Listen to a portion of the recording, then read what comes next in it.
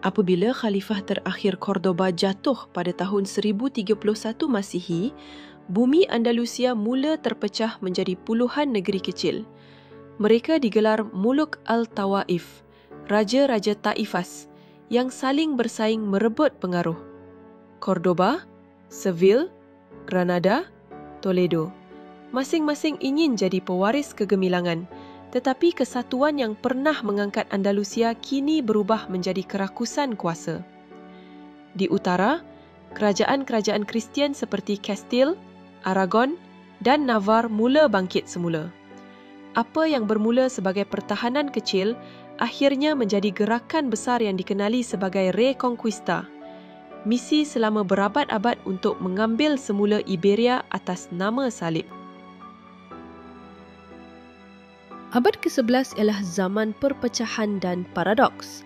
Walau kota-kota Andalusia masih kaya dengan ilmu dan seni, namun politiknya rapuh. Raja-raja Taifas saling berperang, malah ada yang membayar upeti kepada Raja Kristian supaya diserang musuh mereka sendiri.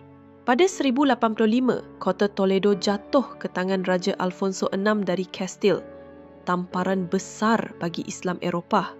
Kisah ini disebut oleh sejarawan Arab Ibnu Bassam dalam Al-Dhakhirah fi Mahasin Ahl Al-Jazirah yang menulis dengan nada sedih. Toledo bukan sekadar kota, tetapi jantung ilmu yang kini berdegup dalam tangan musuh. Dalam panik itu, Raja-Raja Taifas memanggil pertolongan dari Afrika Utara, kuasa baru bernama Almoravid berasal dari Maghribi.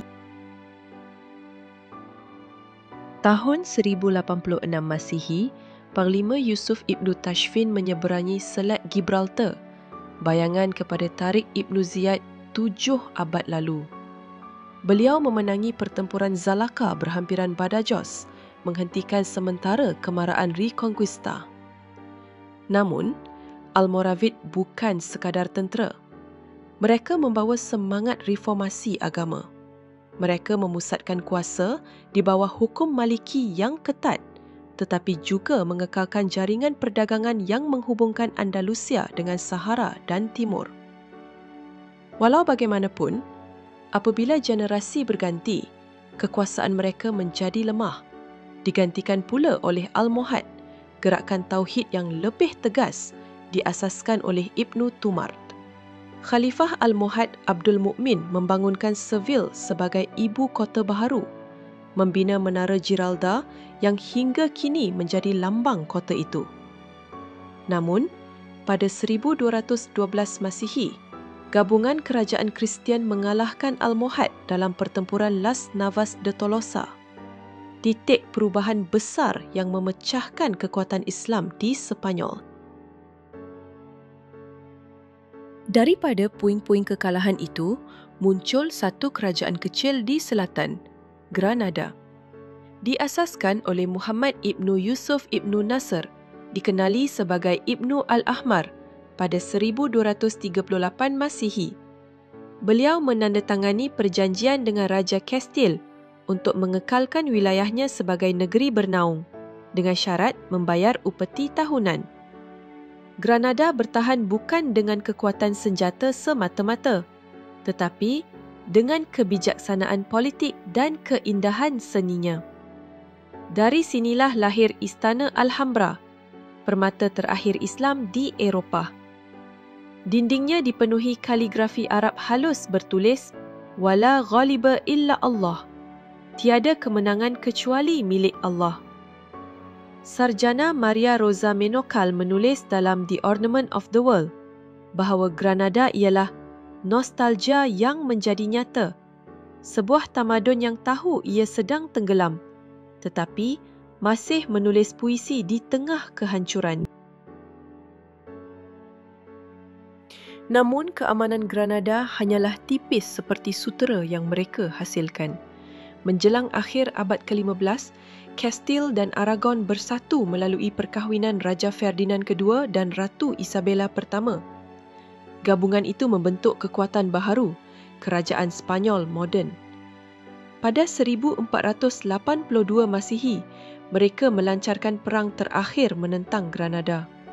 Selama 10 tahun, kota demi kota jatuh sementara umat Islam bertahan dengan segala sisa tenaga. Kisah akhir direkod oleh sejarawan Arab Al-Makkari dan juga sejarawan Spanyol Lopez de Ayala. Dua pandangan berbeza tetapi sama-sama tragik. Pada 2 Januari 1492, Sultan Abu Abdullah Muhammad XII, Boabdil, menyerahkan kunci kota kepada Ferdinand dan Isabella. Ketika menoleh ke belakang melihat istana Alhambra buat kali terakhir, ibunya Aisyah mengatakan kepadanya, "Menangislah seperti wanita atas kerajaan yang engkau tidak pertahankan seperti lelaki." Dengan itu, tamatlah 7 abad pemerintahan Islam di tanah Eropah. Kemenangan Reconquista tidak membawa keamanan. Pada 31 Mac 1492, Dekri Alhambra diumumkan memerintahkan seluruh Yahudi meninggalkan Sepanyol atau memeluk Kristian. Umat Islam yang digelar Moriscos pada mulanya dibenarkan tinggal, tetapi kemudian turut dipaksa memilih antara agama atau nyawa. Sejarawan Henry Kamen mencatat dalam The Spanish Inquisition bahawa ribuan manuskrip Arab dibakar, masjid diubah menjadi gereja, bahasa Arab diharamkan. Ramai ulama berhijrah ke Afrika Utara, membawa bersama warisan ilmu Andalusia, astronomi, matematik, falsafah dan perubatan yang kemudian berkembang di dunia Islam Timur. Walaupun kerajaan Andalusia lenyap, jejaknya tetap hidup. Melalui kota Toledo, karya-karya ilmuwan Muslim seperti Ibn Rushd Averroes dan Ibn Sina Avicenna diterjemahkan ke dalam Latin oleh gerakan School of Translators of Toledo. Sarjana Norman Daniel dan Josh Sarton menyebut, terjemahan ini menjadi asas kepada kebangkitan Eropah, Renaissance. Bahasa Spanyol hari ini menyimpan lebih 4,000 perkataan Arab. Aceite dari zait, minyak, azúcar dari sukar, gula, ojala dari insya-Allah. Dari seni bina hingga muzik flamenco, semua meminjam roh Moorish yang berasal dari warisan Islam. Dan apabila matahari terbenam di atas menara Giralda di Seville atau Masjid Cordoba yang kini jadi katedral, bayang-bayang sejarah itu masih wujud, diam tetapi abadi. Andalusia bukan sekadar kisah kemenangan atau kejatuhan. Ia adalah cermin kepada fitrah manusia, bahawa ilmu tanpa kesatuan akan hilang dan kuasa tanpa iman akan rebah. 7 abad tamadun itu tidak lenyap sia-sia. Benihnya tumbuh dalam jiwa Eropah moden dan juga dalam hati umat Islam yang mencari makna keagungan sebenar. Hari ini apabila kita berjalan di bawah lengkungan Alhambra atau mendengar gema azan yang tak lagi dibenarkan di sana, kita mendengar bisikan masa lalu. Tiada kemenangan melainkan milik Allah. Namun kisah ini belum benar-benar tamat. Dari sisa kejatuhan Andalusia, muncul diaspora ilmuwan dan sufi yang membawa ilmu ke seluruh dunia, ke Afrika, Timur Tengah, malah Asia Tenggara.